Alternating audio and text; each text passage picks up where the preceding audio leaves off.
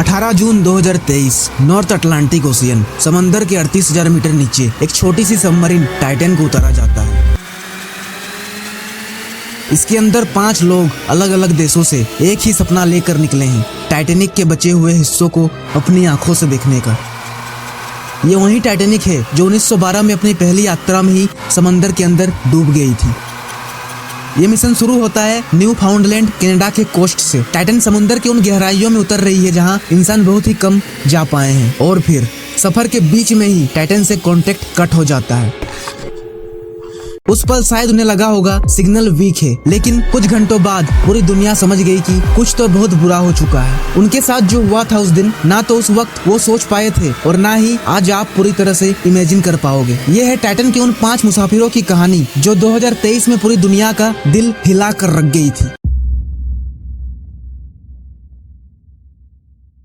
इस मिशन के पीछे एक कंपनी थी, ओशियन गेट, जिसके फाउंडर थे स्टॉकटन रश। इनका सपना था कि टाइटैनिक के पास जाकर उसे अपनी आंखों से देखना और दूसरे लोगों को भी ये मौका देना। इस सपने को पूरा करने के लिए बनाई गई थी एक छोटी सी सबमरीन टाइटन, जो समंदर के नीचे तक जा सकती थी। सिर्फ 6.7 मीटर लंबी थी ये, और अंदर इतनी सी जगह थी कि 5 लोग सिर्फ बैठ सके। ना कोई खिड़की थी, ना आराम करने का कोई एक्स्ट्रा कमरा। 18 जून 2023 की सुबह टाइटन अपने मिशन के लिए तैयार थी। बाहर समंदर बिल्कुल शांत था, सब कुछ नॉर्मल लग रहा था। 5 लोग एक एक करके टाइटन के अंदर घुस गए। एंट्रेंस एक छोटा सा गोल गेट था, जिसे बंद करने के बाद 17 बोल्ट से टाइट किया गया, और वो बोल्ट सिर्फ बाहर से खुल सकते थे। मतलब जब तक कोई बाहर से ना खोले, अंदर वाले अपनी मर्जी से कभी भी बाहर नहीं आ सकते थे। अंदर का स्पेस बहुत छोटा था, लगभग एक छोटी कार जितनी। सब लोग जमीन पर पैर फोल्ड करके बैठ गए, बिल्कुल पास। उनकी मंजिल है समंदर के 38,000 मीटर नीचे, जहां टाइटैनिक का ग्रेव यार्ड पड़ा है। अब सबमरीन को पानी में उतारने का भी प्रोसेस समझ लो। न्यू फाउंडलैंड के कोस्ट के पास एक बड़ी शिप होती है, इसे मदरशिप कहते हैं। टाइटन सबमरीन इस मदरशिप पर ले जाई जाती है, जैसे एक बेस कैंप। मदरशिप का काम होता है टाइटन को समंदर के बीच तक ले जाना, क्रू को रेडी करना और फिर सबमरीन को पानी में उतारना। टाइटन को पानी में क्रेन या स्पेशल लॉन्च सिस्टम से उतारा जाता है। मदरशिप के डेक से एक बड़े स्टील फ्रेम के साथ टाइटन को लिफ्ट करके समंदर में सॉफ्टली छोड़ा जाता है। टाइटन के साथ कोई रस्सी या चेन बंधी नहीं होती। ये एक फ्री मूविंग सबमरीन होती है जो अपने प्रपल्शन सिस्टम से चलती है, बिल्कुल अपनी बैटरी वाली पावर से। इसके मोटर्स टाइटन को आगे पीछे ऊपर नीचे ले जा सकते हैं। नीचे जाने का तरीका सिंपल है। टाइटन के बॉडी में स्पेशल टैंक्स लगे होते हैं जिनमें पानी भरा जाता है। जैसे जैसे पानी इन टैंक्स में आता है, टाइटन हेवी हो जाती है और समुद्र में नीचे गिरती जाती है, और वापस ऊपर आने के लिए पानी टैंक से बाहर निकाला जाता है ताकि टाइटन हल्का हो जाए और सरफेस की तरफ ऊपर उठ सके। टाइटन का कंट्रोल इनसाइड से होता है, एक वीडियो गेम जैसे कंट्रोलर से। इसका मतलब है कि क्रू अपने आगे स्क्रीन्स देखते हैं, सोनार रीडिंग्स चेक करते हैं और मोटर्स को मूव करते हैं। मदरशिप से कांटेक्ट बनाए रखने के लिए एक स्पेशल कम्युनिकेशन सिस्टम होता है, यूजुअली टेक्स्ट बेस्ड मैसेजेस जो सरफेस शिप तक भेजे जाते हैं। लेकिन एक बार अगर कम्युनिकेशन टूट जाए तो सरफेस से उन्हें ट्रैक कर पाना बहुत ज्यादा मुश्किल हो जाता है, क्योंकि टाइटन जीपीएस या रेडियो वेव्स यूज नहीं करती। ये वेव्स पानी में काम नहीं करते। टाइटन के अंदर 5 लोग जा रहे हैं, जिनमें से एक तो स्टॉकटन रश, ओशियन गेट के फाउंडर भी शामिल थे, और इस टाइटन सबमरीन को इन्होंने ही डिजाइन किया था। इन्हें अपना बनाया हुआ वेसल टेस्ट करना था और लोगों को टाइटैनिक का रेक दिखाना था। हमिश हार्डिंग एक बिलियनियर बिजनेसमैन जो दुनिया के एक्सट्रीम एडवेंचर्स के लिए मशहूर थे, इन्होंने अंटार्कटिका में रिकॉर्ड ब्रेकिंग फ्लाइट भी की थी। इनके लिए टाइटन एक और नया चैलेंज था, एक नई कहानी जो वो अपनी लाइफ की लिस्ट में जोड़ना चाहते थे। शहजादा दाऊद पाकिस्तान के एक बड़े इंडस्ट्रियलिस्ट, हिस्ट्री और साइंस के बड़े शौकीन। इस सफर पे वो अपने 19 साल के बेटे सुलेमान के साथ आए थे। सुलेमान पहले थोड़ा हेजिटेंट था, उसे समंदर की गहराइयों से थोड़ा डर लगता था, पर पापा के साथ एडवेंचर पे जाने का मौका वो हाथ से छोड़ना नहीं चाहता था। पापा बेटे दोनों ने सोचा कि टाइटैनिक को अपनी आंखों से देखना जिंदगी का एक ऐसा पल होगा जो कभी भूल नहीं पाएंगे। पॉल हेनरी नेर्गियोले, टाइटैनिक एक्सपर्ट, जिन्हें मिस्टर टाइटैनिक भी कहा जाता है, अपनी जिंदगी का काफी हिस्सा इन्होंने टाइटैनिक के रेक को एक्सप्लोर करने में लगाया था। इनके लिए ये सिर्फ एक डूबा हुआ जहाज नहीं, बल्कि एक कहानी थी जो बार बार इन्हें वापस खींच लाती थी। 5 अलग लोग, अलग कहानियां, लेकिन एक ही सपना, समंदर के नीचे टाइटैनिक को अपनी आंखों से देखने का।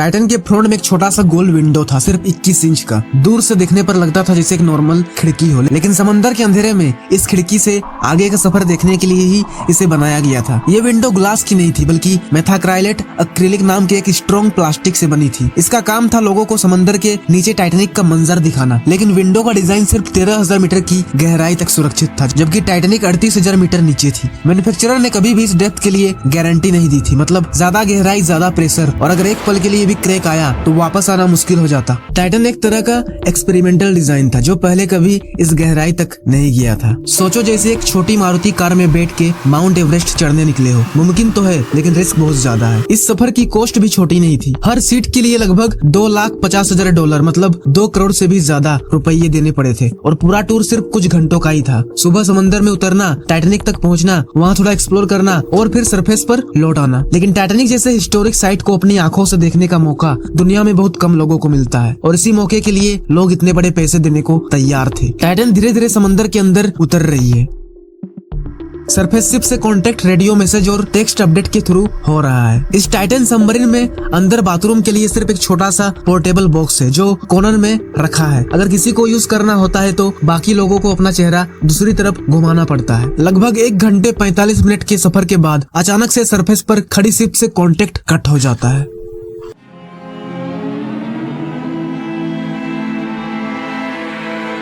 ना कोई मैसेज, ना कोई सिग्नल। सरफेस शिप के क्रू ने पहले सोचा शायद सिग्नल वीक हो गया होगा, क्योंकि गहराई बढ़ने पर ऐसा होता है, लेकिन मिनट्स घंटों में बदलने लगे। लेकिन फिर भी टाइटन से कोई कांटेक्ट नहीं हो पा रहा था, और फिर समझ आया कि कुछ तो गलत हो चुका है। तुरंत रेस्क्यू ऑपरेशन शुरू हुआ। दुनिया के अलग अलग देशों के कोस्ट गार्ड और नेवी टीम्स को इन्फॉर्म किया गया। पानी में सर्च वेसल्स, सोनार सिस्टम्स और एयरक्राफ्ट भेजे गए। सबको पता था कि टाइटन में सिर्फ 96 घंटों की ही ऑक्सीजन है, मतलब बस 4 दिन तक ही वो जिंदा रह सकते थे इस ऑक्सीजन में। हर घंटे हर मिनट उन 5 लोगों के लिए जिंदगी और मौत का फर्क बन रहा था। जैसे ही टाइटन का कांटेक्ट लॉस्ट हुआ, खबर तुरंत मीडिया तक पहुंच गई। टीवी न्यूज चैनल्स पर ब्रेकिंग न्यूज चल रही थी। सोशल मीडिया पर हर जगह टाइटन की तस्वीरें और अपडेट्स आ रही थी। लोग ट्विटर, फेसबुक, इंस्टाग्राम पर हर मिनट रेस्क्यू ऑपरेशन की लेटेस्ट खबर देख रहे थे। पूरा इंटरनेट बस एक ही सवाल पूछ रहा था, क्या वो लोग बचा लिए जाएंगे? टाइटन के अंदर 5 लोगों के परिवार समुद्र के पास ही थे। कोई रेस्क्यू टीम से बात कर रहा था, कोई चुपचाप समुद्र की तरफ ताक रहा था, इस उम्मीद में कि शायद अभी सबमरीन सरफेस पर आ जाए। ये एक ऐसा मोमेंट था जैसे पूरी दुनिया एक छोटे से लाइफ बोट का इंतजार कर रही हो। बस फर्क सिर्फ इतना था कि ये लाइफ बोट समंदर के 38,000 मीटर नीचे थी। समंदर के 38,000 मीटर नीचे। ये गहराई समझने के लिए सोचो, माउंट एवरेस्ट जो दुनिया के सबसे ऊंचा पहाड़ है, उसे भी अगर उल्टा करके समंदर में रख दो तो उसका सबसे ऊपर वाला हिस्सा, शिखर, वो भी पानी के अंदर छुप जाएगा। यानी समंदर की वो गहराई माउंट एवरेस्ट की हाइट से भी ज्यादा है।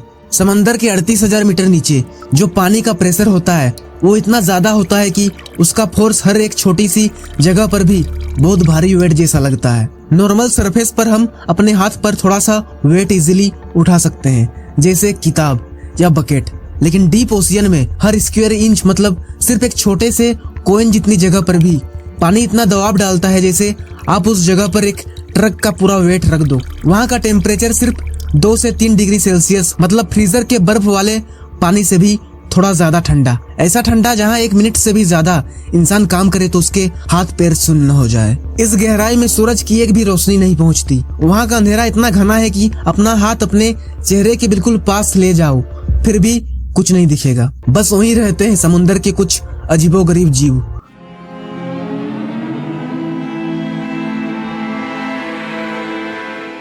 कुछ मछलियां जो अपना रोशनी का बल्ब लेकर चलती हैं, जैसे एंगलर फिश। कुछ जो बिल्कुल ट्रांसपेरेंट होती है ताकि शिकारी उन्हें देख ना पाए, और कुछ जो प्रेशर से बचने के लिए जेल जैसी बॉडी रखती हैं, जैसे डीप सी या जेली फिश। लेकिन टाइटैनिक के आसपास का समंदर और भी खास था, क्योंकि वहाँ की मिट्टी और पानी के केमिकल्स ने जहाज के लोहे को खा खा कर अजीब रंग का बना दिया था। इसलिए जब रोबोट्स ने पहली बार फुटेज भेजा तो टाइटैनिक एक भयंकर लाल और काली रंग का समुद्री भूत लग रहा था। सर्च टीम के लिए काम बहुत मुश्किल था। जहाँ टाइटैनिक का रेक पड़ा था, समंदर का वो हिस्सा एक शहर जितना बड़ा था।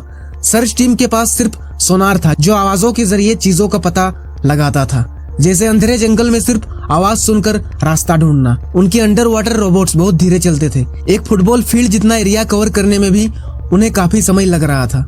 इतनी गहराई, इतना प्रेशर, इतना अंधेरा, ये सच में एक रेस थी, वक्त के खिलाफ और समंदर के छुपे राजों के खिलाफ। टाइटन के कांटेक्ट टूटने के बाद रेस्क्यू टीम दिन रात सर्च में लगी थी। नॉर्थ अटलांटिक के ठंडे तूफानी पानी में हर घंटे, हर मिनट की कीमत थी। एयरक्राफ्ट आसमान से सोनार बॉयज गिरा रहे थे। शिप्स अपने सोनार सेंसर्स से समंदर का हर कोना स्कैन कर रही थी और डीप सी रोबोट्स समंदर के तल तक भेजे जा रहे थे। 4 दिन तक दुनिया की सांसें अटकी रही। सबको उम्मीद थी कि शायद टाइटन कहीं अटक गई हो, शायद ऑक्सीजन खत्म होने से पहले मिल जाए। लेकिन 22 जून 2023 को टाइटन के गायब होने के 4 दिन बाद यूएस कोस्ट गार्ड ने एक खबर दी। डीप सी रोबोट्स ने समंदर के तल पर टाइटैनिक के बचे हुए हिस्सों के बिल्कुल पास कुछ ऑब्जेक्ट्स डिटेक्ट किए थे। जब कैमराज ने तस्वीर भेजी तो समंदर के अंधेरों में टाइटन के टूटे हुए टुकड़े बिखर कर पड़े थे। आउटर सेल का हिस्सा, पिछला प्रोपेलर और भी छोटे छोटे पार्ट्स। एक्सपर्ट्स ने कंफर्म किया ये टाइटन का मलबा था और इसका मतलब था कि वो वहां तक पहुंच गई थी, लेकिन वापस आने का सफर कब का खत्म हो चुका था। जो सपना टाइटैनिक को देखने का था, समंदर ने उसे उसी टाइटैनिक के पास हमेशा के लिए सुला दिया था।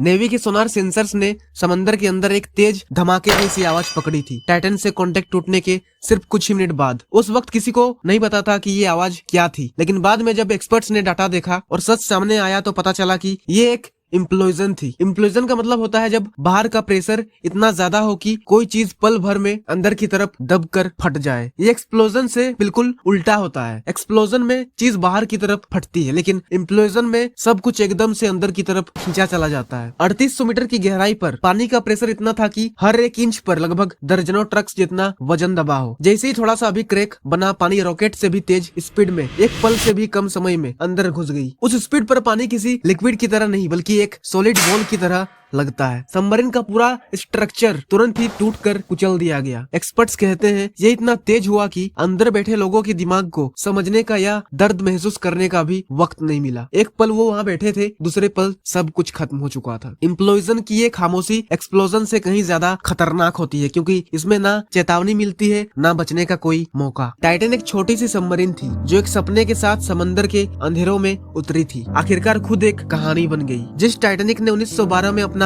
सफर समंदर के गहरे पानियों में खत्म किया था, उसी टाइटैनिक की खोज करते हुए टाइटन ने अपना सफर खत्म कर दिया। अब इतिहास के पन्ने पलटे जाएंगे तो टाइटैनिक के साथ एक और नाम लिखा होगा, टाइटन। 2 अलग अलग जमाने, 2 अलग अलग कहानियां, पर अंजाम एक ही, समंदर की गहराई में हमेशा के लिए खो जाना।